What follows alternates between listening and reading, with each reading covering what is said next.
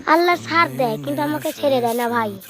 মানে কি বলবো, আল্লাহ ছাড় দেয় কিন্তু আমাকে ছেড়ে দেয় না। কারণ এই কথাটা কেন বললাম জানেন ভাই? খুব আবেগ নিয়ে কথাটা বললাম। কারণ আপনারা তো জানেনই যে আমার একটা ভাইয়া ছিল, তো ভাইটারও প্রতি মাস গেলে রক্ত দেওয়া লাগে এবং রক্ত আমারও দেওয়া লাগে।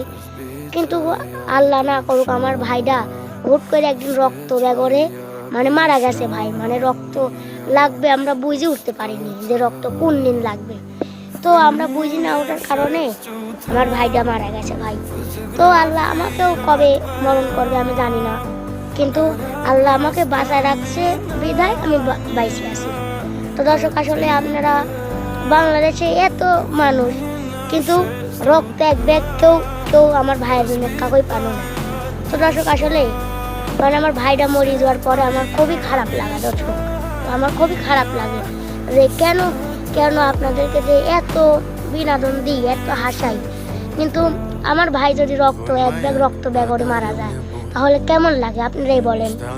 আসলে এটা তো ভালো লাগে না।